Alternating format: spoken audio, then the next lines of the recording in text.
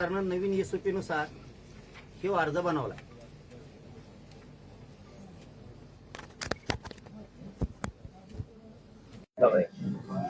या अर्जानुसार मराठवाड्यातल्या सगळ्या लोकांनी उद्यापासून अर्ज हैदराबाद गॅजेटच्या निर्णयानुसार द्यायला सुरुवात करा।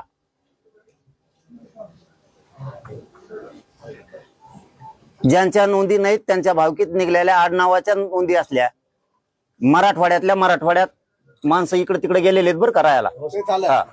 म्हणजे ते कुणी धाराशिवला राहायला गेलाय तर धाराशिवचा संभाजीनगरला गेला, लातूरला गेलाय जिल्ह्यामध्ये। हा, तर मराठवाड्यातल्या आडनावाचे जिथं असतील त्यांना आता द्या। उदाहरणार्थ एखादा जगताप आहे, तो जगताप आता धाराशिवला आहे, पण तो आता राहायला गेलाय संभाजीनगरला उद्योग व्यवसायाच्या निमित्तानं।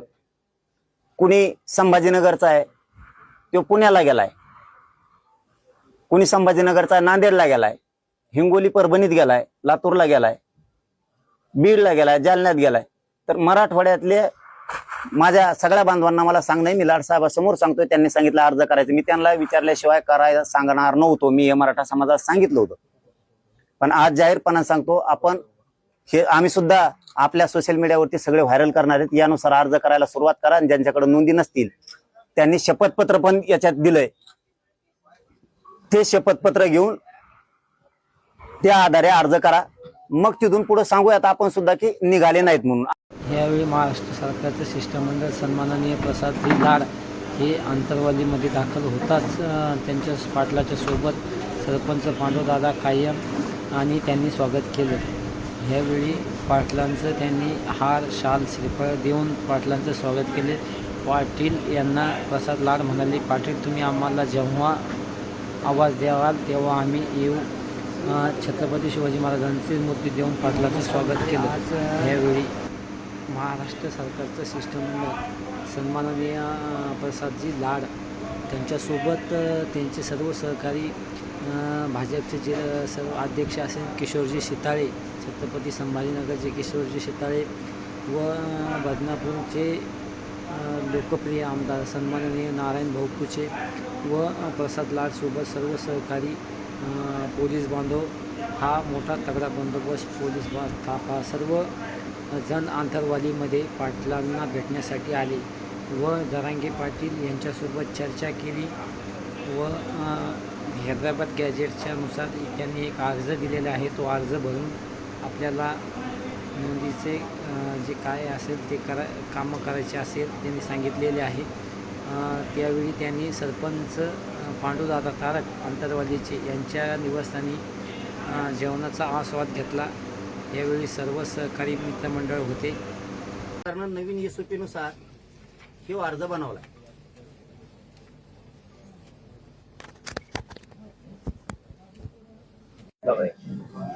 या अर्जानुसार मराठवाड्यातल्या सगळ्या लोकांनी उद्यापासून अर्ज हैदराबाद गॅजेटच्या निर्णयानुसार द्यायला सुरुवात करा।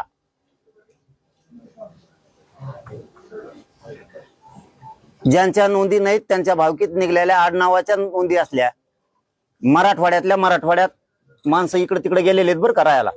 हा, म्हणजे ते कुणी धाराशिवला राहायला गेलाय तर धाराशिवचा संभाजीनगरला गेला, लातूरला गेलाय जिल्ह्यामध्ये। हा, तर मराठवाड्यातल्या आडनावाचे जिथं असतील त्यांना आता द्या। उदाहरणार्थ एखादा जगताप आहे, तो जगताप आता धाराशिवला आहे, पण तो आता राहायला गेलाय संभाजीनगरला उद्योग व्यवसायाच्या निमित्तानं।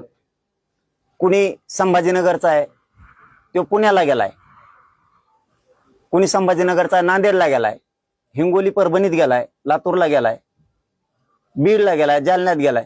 तर मराठवाड्यातले माझ्या सगळ्या बांधवांना मला सांगणं, मी लाडसाहेबांसमोर सांगतोय, त्यांनी सांगितलं अर्ज करायचं, मी त्यांना विचारल्याशिवाय करायला सांगणार नव्हतो। मी मराठा समाजात सांगितलं होतं, पण आज जाहीरपणाने सांगतो, आपण हे आम्ही सुद्धा आपल्या सोशल मीडियावरती सगळे व्हायरल करणार आहेत। यानुसार अर्ज करायला सुरुवात करा, आणि ज्यांच्याकडे नोंदी नसतील त्यांनी शपथपत्र पण याच्यात दिलंय, ते शपथपत्र घेऊन त्या आधारे अर्ज करा।